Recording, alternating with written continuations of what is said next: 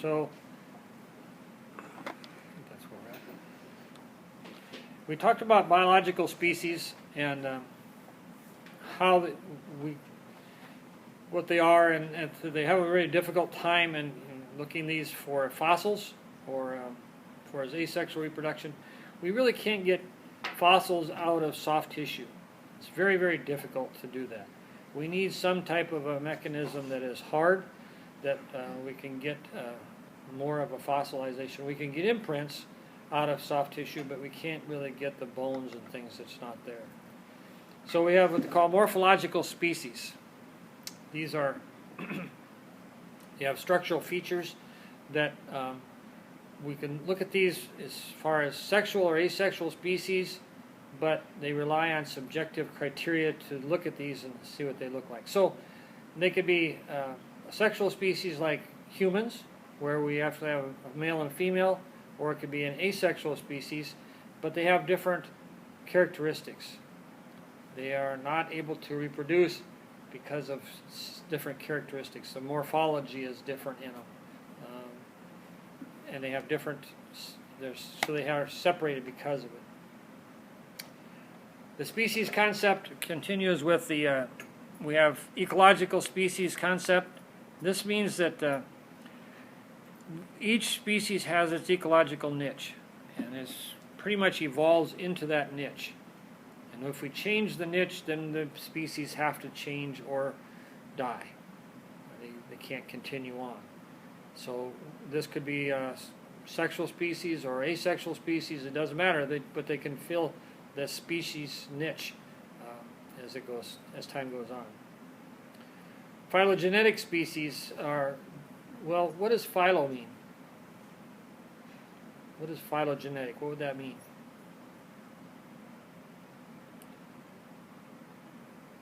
Phenotype, right? You kind of heard that. It kind of sounds like that, right? Phenotype, phylogenetic. But philo means find a small group of individuals in this tree of life. So we look at how these animals, and we'll talk about the tree of life more in the next chapter, I believe it is, and how that all fits together, the taxonomy, and how we can trace organisms back in time to the common ancestor. So when we look at these, we can trace these characteristics back, whether either there are organisms that are sexual or asexual. We can look back and find out how they work. Now with our DNA that we have, we can trace a lot of things back in time to the ancestors. We can trace humans back to African ancestors, and with no problems at all. So we have allopatric and sympatric speciation. In the allopatric speciation, the gene flow is interrupted or reduced. So nothing's happening in those areas. The genes are not coming and they're not flowing back and forth. Some way there is a geological or a geographical barrier. Something isolates the population so that they can't get in contact with each other. Maybe a flood or a river diverts its path and it shuts off the access for these two populations. Now, things that will change these populations inside those barriers are mutations, natural selection, and some genetic drift. Movements of these products, they don't fit in the Hardy-Weinberg situation, but they create this ability for speciation, new species to crop up. They can't get in touch with any other species, so they will mutate over time. Now again, we're talking about long periods of time for this to happen. So here's an example. Okay, so over time, at one time, both these little squirrels ran together. Maybe they were the same group of squirrels. But this river, right down the middle, has separated those two little squirrel populations. They can't get across. Even if they could get to the bottom, they couldn't swim across the river. So they're completely separated. Now, 100 million years ago, this was one flat ground. Maybe a nice savanna somewhere, or a lush ground that they could interbreed. But now it's separated completely. So you get two species, two different sides. may be able to reproduce, may not be able to reproduce. Just depends on how long they've been away or what physical changes have taken place in those animals. So if you have more barriers in an area, if you have more rivers, more lakes, more mountain streams, more mountains themselves, you create more barriers, and in those little niches that it produces, you get more species. You can have, in certain areas, like in the desert, you'll have a brown mouse, and in northern, up in the mountains, they're white. Same mouse, but different coloration. They haven't changed that much. They're still the same mouse, but they just have adapted, as far as their coat goes, to that environment so they don't get eaten. Now, you'll see this quite a bit in the next chapter, but when we look at these little, this is kind of like the tree of life. We start here with a common ancestor, and then we diverge out. As we do, we end up with different organisms at the end of these deviations, right? So, now what could cause this? If we look at this, this is the time frame at the bottom, 88 million years ago, 65, and then 56 million years ago. It makes it look like, oh, a million years isn't very much. But this took a long time for this to take place. Initially, these two little islands, the red one and the blue one, were together. Over time, millions of years, now we have a separation between these two. Not much going to swim across there. It's not going to happen. But as time went on, 56 million years ago, now they're so far apart that we really don't have much contact. If it continues on, this little part here, the blue part, will eventually come up and make contact here, and then we may get some genetic drift off into those populations too, if there's a population there at this time. If not, there may be some movement across those barriers, and we create a new niche for these individuals. Will they still be the same on the island? Yes, but when they go into the mainland, they may change over time so that there are new species there also. So it's kind of interesting to see how the Earth has changed and how that changes the animals on the Earth. We're not changing the Earth as far as how it is progressing, how it's the platonics and all this stuff. We don't change that. We can't change how the continents are drifting, but we can see how that's affected the species on the Earth itself. So all these animals have different ways of becoming new species. We talked a little bit before about reproduction isolation or barriers that can be common. The Chihuahua and the Great Dane maybe not ever get done. If it does, we get this new hybrid organism. Whether it's viable or not, that's another thing. Even if they could try to mate, is the sperm and egg compatible? Would they actually work? Don't know until it's tried. But they've been doing a lot of different things. You get Shih Tzus and Bulldogs and, well, we won't tell you what those are called.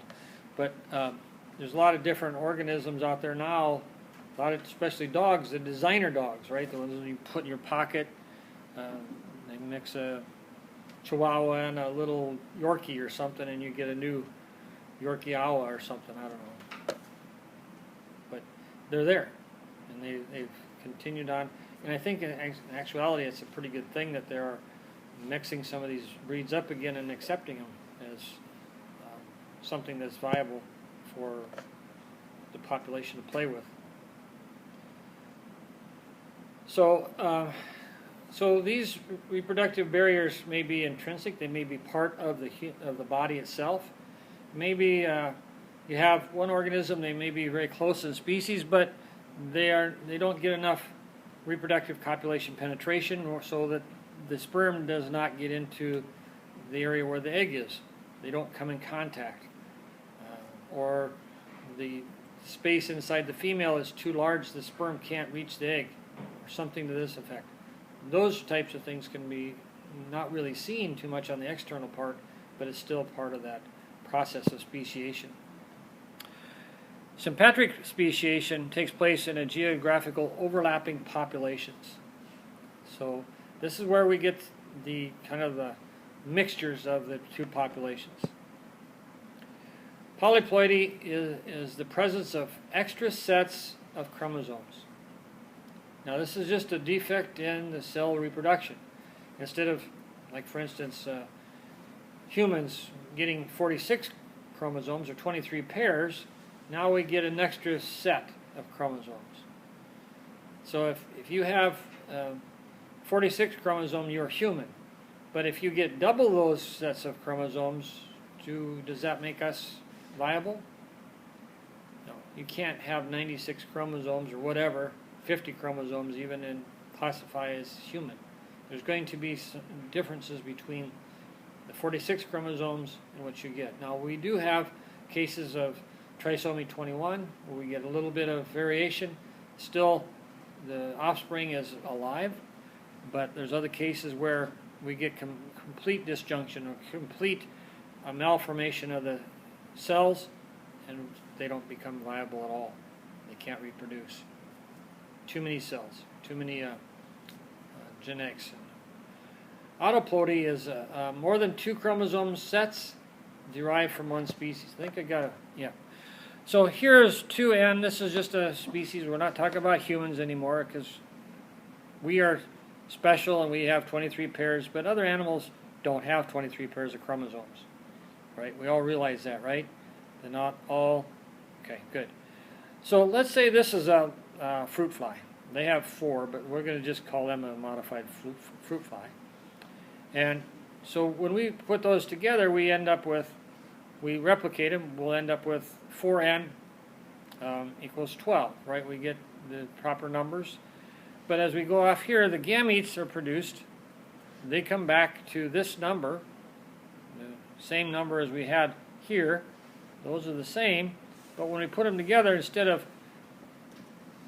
separating, we end up with 4n here, offspring, and this is called a tetraploid. So there's more chromosomes than we need in that that karyotype, and that's an organism. They may be viable and fertile, but they may not be also, depending on the processes that we go through. Alloploidy is a species with multiple sets of chromosomes from different species. So you get 2 different dogs, 2 different sizes of dogs, they're all species, and you end up with a viable fertile hybrid, but they may have come from 2 different areas. So those little squirrels that were on the mountainsides, right? If for some reason it snowed and snow covered that area and they could get across, they could breed together. They may be separate species, but when they bred together, they were still viable. They could come back together. Even though it's been a million years, they may be able to still reproduce because of they finally got together. So the genetics are there. It's just it hasn't been utilized for so long. So then you'll get another set of different species of little squirrels that may be viable. They may be not able to survive either. Polyploidy is more in plants than it is in humans. Things like tobacco was one of the first ones that they found this in, potatoes, wheat. So these are a lot of times genetically modified to do this. We breed them this way to get traits that we want, and we do this in a greenhouse somewhere. But new organisms can come into a new area and utilize that area for their good. So let's say we have a maggot fly that comes in on a shipment from China. Normally it lands on a special plant. In this example that they have here, North American maggot fly lives on a native hawthorn but it can also live on apple trees. It can adapt and utilize those apple trees. We get these invasive species that come in all the time, right? The carp and some plants that have come in, they grow fine here, just like they did in their native territories, but here they've also found a niche that they can excel in. I know that carp is getting to be a really big problem, though. There's some lakes and rivers that you can't even canoe on or boat on because of the fish will beat you up, literally jump out of the water and hit you. You've seen the people on skis trying to catch them as they go along. They have helmets on and all this stuff. You have to wear gear so that you can drive down the river. If that ever gets into Mississippi, that's going to be a big mess. A big mess. That's when you get the nets out. What's that? That's when you get the nets out, try catching them. They were really concerned that they were going to get into the Great Lakes. They were coming up the rivers, and they didn't want them to get into the Great Lakes because that would have ruined the fishing for them. But you have to look at it too as we're preventing this from happening, but if we weren't here, would this still be happening? Did we bring those in and create this mess, or would that have been something that eventually would have happened if man wouldn't have been here? You know, you get these people dropping off anacondas in down in Florida. They're getting huge down there, and they're eating all these little reptiles and stuff, and now they're not they're devastating populations, and people are getting in trouble because of those huge snakes. Well, we're the ones that put that in place. Those wouldn't have been there if we wouldn't have brought them here from somewhere else. So we're changing our environment just by releasing those. Some people will release koi into a lake or goldfish into a lake. Kids get tired of their goldfish in their house. Mom and dad take the goldfish and put them in Lake Darling. You know, or they take a koi and dump it in Lake Darling. Well, it grows and it breeds and it reproduces. Pretty soon you got a whole bunch of koi in the lakes. You don't know where they come from. Okay, so we have created a lot of these problems for ourselves, and it's going to be difficult to get rid of them, or we just live with it. You know, maybe there'll become a new somebody comes up with a new industry to take care of those fish, a way that you can harvest those fish and make money at it. And that would be a benefit, right? Have some boat that you just go along and it catches all the flying fish, and you don't even have to fish. You just drive up and down the river with a. Just having that hanging on the sides. Yeah, like some. on Waterworld. How these guys put it on there. Yeah. Have it catch. I always thought that'd be cool to have gills like he did. That'd be pretty fun. But Gills no, and web tubes. if you could find a way to utilize that fish food, it's free. Just drive down, have a noise maker underneath the water, and they'd jump up and jump right in your ship. You wouldn't even have to dip a net. There you go. There's your summer job. So sexual selection can make this all happen. When you have mature, different colors contribute to different things. So if we have cichlids that have separate colors, those are the ones that are going to breed. Maybe that one color isn't chosen over another. One's more vibrant, one's more selected. This happens in Lake Victoria, where they have different cichlids. So we have different colorations of cichlids. We have some that are very kind of blah, and we have some that are very bright colored. So the ones that are bright colored may get more of an attraction. Depends on the female and what her ideas or her impression of that it would be. So you can take those different cichlids and create an experiment to find out which one is more suitable for that environment and going to be more reproductive. So reproductive isolation may arise from a lot of different things. Natural selection, genetic drift, or sexual selection is all possible for reproductive barriers and isolation. So we have to look at not only physical, geographical barriers, but physical barriers, morphological barriers of the individuals too. Can they actually reproduce? You know, as some of those things can be overcome in certain situations. So we can have interbreeding between different populations, or because of these speciation changes, we can make it so that they can't interbreed. You could have two organisms living side by side, two frogs. They look almost exactly alike, but they cannot reproduce with each other. They're separate species. There's a physical barrier in them that does not allow them to become pregnant or reproduce, but they cohabitate in the same niche. So we can get polyploidy or natural selection, or sexual selection can affect how these barriers, isolation barriers, are. So it'll affect the parent species more than anything else. Hybrid zones. These are where the species get together, and they have the possibility of interbreeding in those areas. So this is an area where they meet, they mate, and reproduce. So two different species coming together, two different animals coming together in this area to breed. Now, if these hybrids get together, they may be stronger, or they may not be stronger. They may be weaker. Their ability to sustain in that environment may not be as strong as the other two put together. So we can have a very complex niche that they live in, but they have to be able to adapt to that niche. So here are two frogs, and they have two different areas. The center little chart here shows that we have the one frog and the tan frog up here, and then the yellow frog down here, the yellow-bellied, down here. If they get together, it would be in this hybrid zone.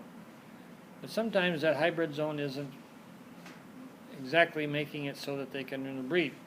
So if you look at the chart, we have very few up here, very few down here, but in the middle would be the hybrid zone, where they actually have come together and formed new organisms. Question about hybrid zones? Right. So they can get stronger, they can weaken, or they can continue this hybrid individuals. So you can have hybrids interbreeding with hybrids, so it'd be F2 generations breeding with F2 generations, or F1s and F2s breeding together, vice versa, back and forth. So pretty soon you're going to have a different mix than you did previously, just by changing the way the hybrid zone is working out. So here we have a population of individuals here, and as it goes through, it divides off. It changes, it speciates, and then at the end, we have this species, which is the original species. They come back together and they form a hybrid.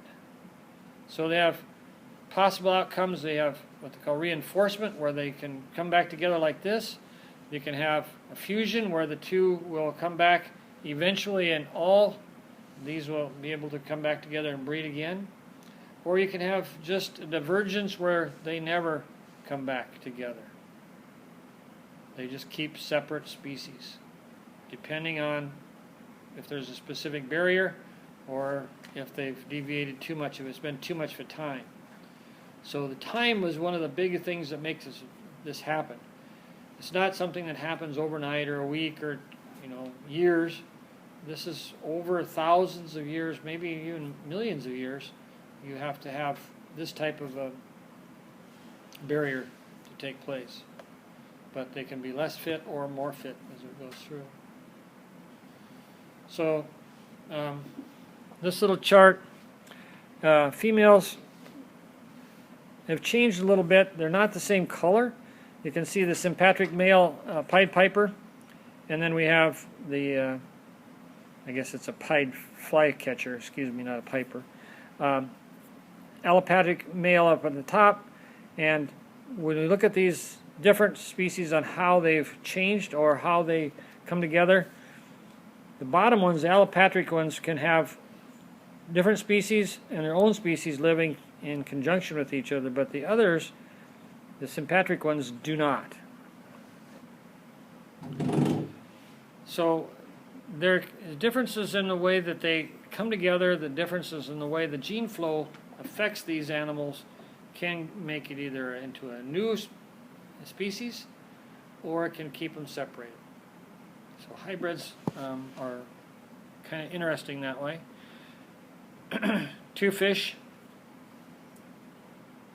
they have the ability to reproduce, but when they do, they come up with different colors, different animals, different hybrids.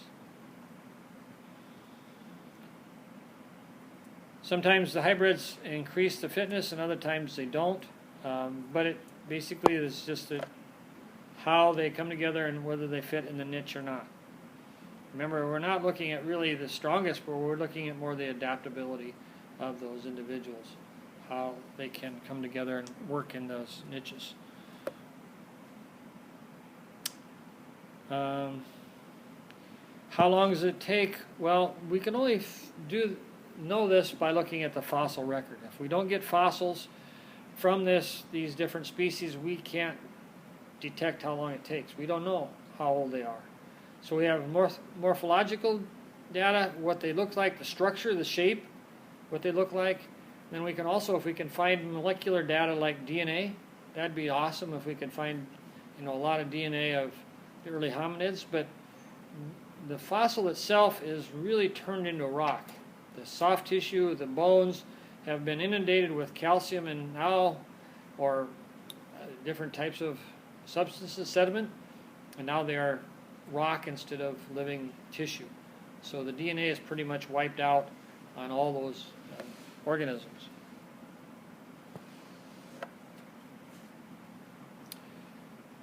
So a couple guys, Niles Eldridge and Stephen Gould, they came up with what they call punctuated equilibrium. Well, what this means is we have an organism and then all of a sudden, boom, they change into two different organisms.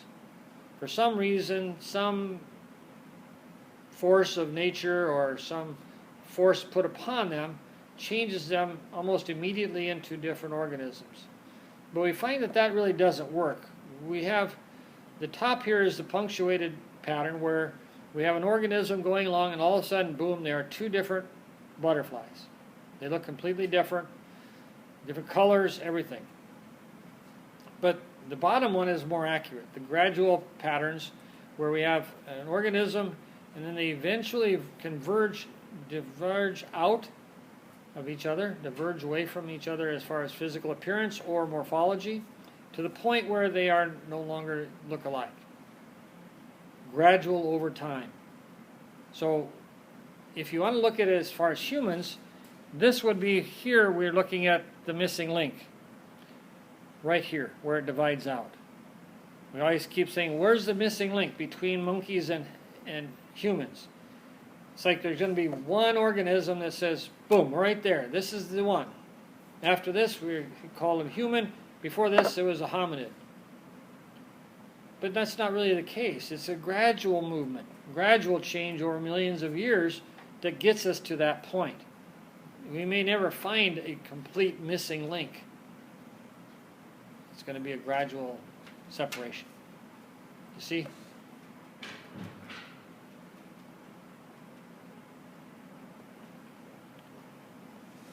Now, fossils are cool. Anybody have a fossil at home? What do you have a fossil of? A lot. Lots of fossils? Yeah. Mostly shells. Yeah? I got fish, a couple teeth. Cool. There's What else? Anybody else got anything else? Stuff that you have at the bottom of the river pretty much. Yeah. Some people have petrified rock, petrified wood that's turned into rock. We used to have a big chunk of that. You get it out of the petrified forest. Years ago, you could go buy the stuff. Now they can't buy it anymore. They shut it down. We used to have a petrified leg of something. My Grandpa found it in the pasture, and he had these milk cartons, milk containers full of American Indian rocks, where they arrowheads and hatchet heads and tremendous amounts of them. I mean, 2 big containers full. And we took them to the the State Historical Society in Des Moines, and we were hoping that they would display them. He had a lot of them, really nice ones. And so one day I went there and I said, I want to see my grandpa's rocks, you know. Oh, no, we don't have those out here. I said, well, can I at least, go back and look at them? It had been years I'd seen them. No, they're in a box somewhere in the back. I said, well, we gave them to you so that you could display them. Well, we can't display everything, so we just have them stored.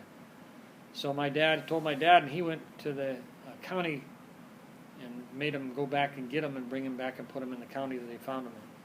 So they're displayed now permanently in the county. But those are really old rocks. When they were made, they're probably 10,000 years old maybe when they actually made those rocks. Those arrowheads and hatchets and grinding tools and all that stuff. So those are part of our history, but we have to date the rocks, we have to date the sediment to see when or how they came about. So anywhere from 4,000 years old to 40 million years could be fossils. About 6,500,000 years is about what we look at when we talk about fossils. Now, dinosaurs were here 60 million years ago. That's a long time for a bone to lay on the ground and to somebody find it. It's amazing that we can even find those things. But it's amazing that they even survived that long. 60 million years. That's pretty long. That's just about as old as I am. But when we look at different things that occur, some things can become fossils and others can't. We have to have some type of a proper situation for a fossil to be formed. It has to be in the right moisture content, the right sediment layers. It has to happen almost immediately, very quickly, so that there's no rotting, so no destruction of those organisms. Everything has to be right for a fossil to be formed.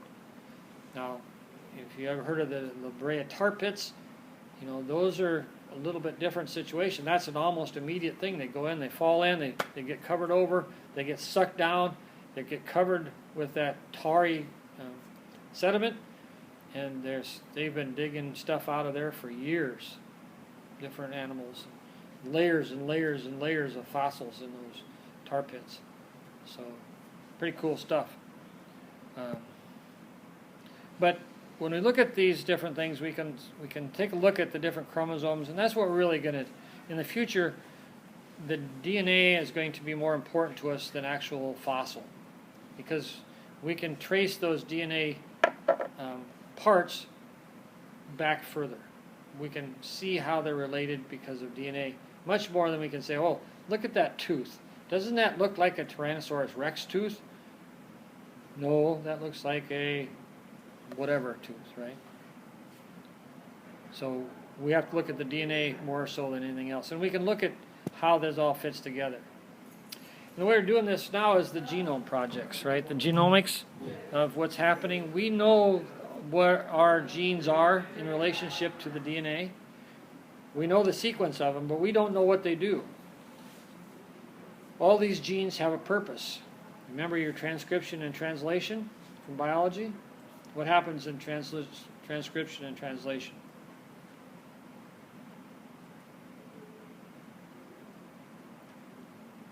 What's transcription?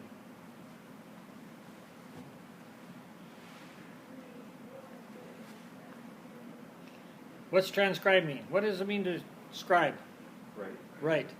So we're writing a new code, right?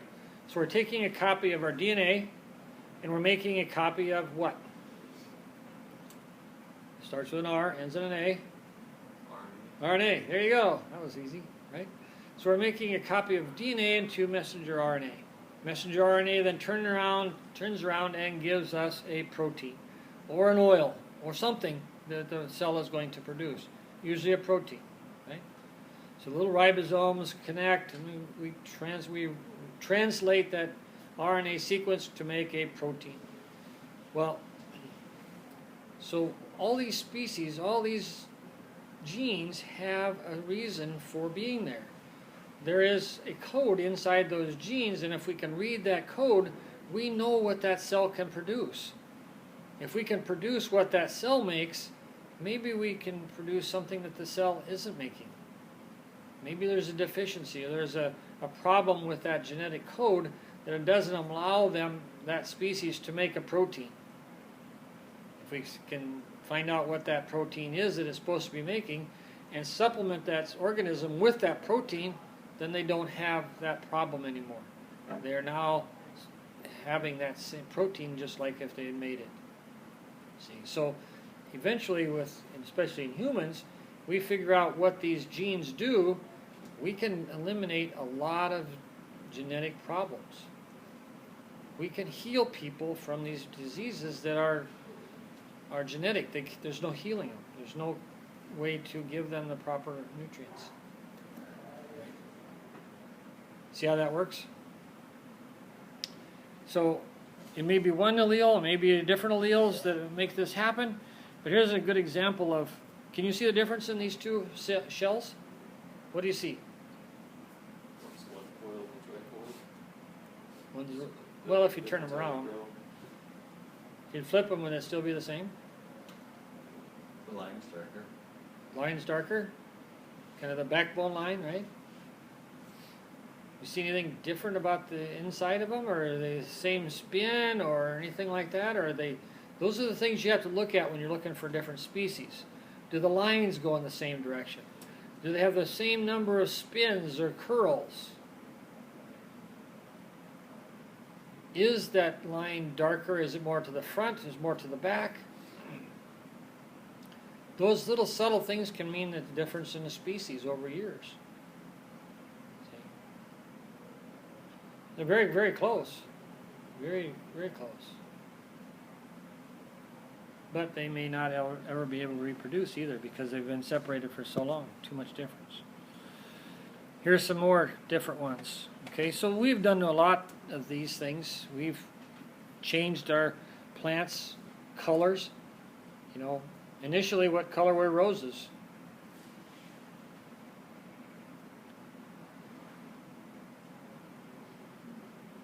What do you think? Everybody goes, oh my gosh, roses, aren't they always been colored? Pinkish? Reddish? Whitish? Yellow. Yellow? Who knows? Historically, they've been red. You know, red roses. They've had red roses for years. Now they have yellow and white and what other colors? Who's a rose connoisseur? Are you? Used to be a florist. So there's yellow, purple. You can get blue ones occasionally. You can get red ones with like weird white tiger stripes in them. There's just a bunch of different types So where do they come from? Where do you get those? all over the country. Get them from all over, but how? What makes them that way, right? If we started out as red, how did we get them to yellow or multicolored, blue? You know, that's just not natural. What do we have to mix with a red rose to get a blue rose?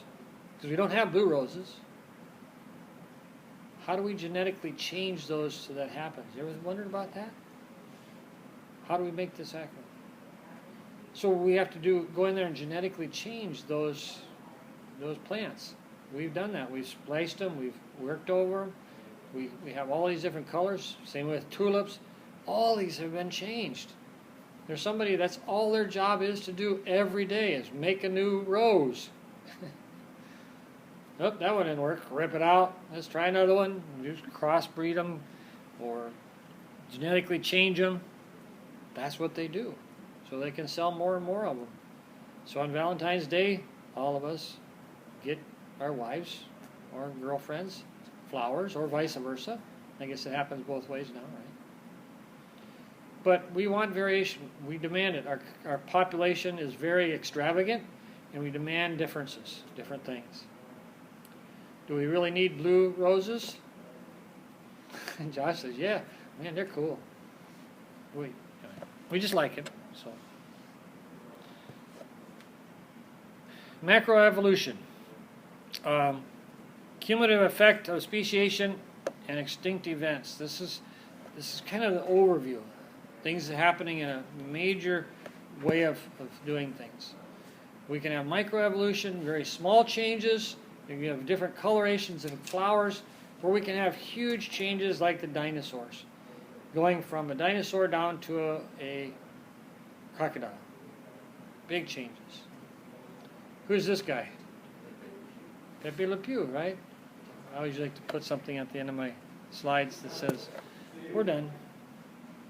So, all right, so that's it for that one. Next chapter will be over looking at the timeline, how old the Earth is and how things came about after that. So that's a cool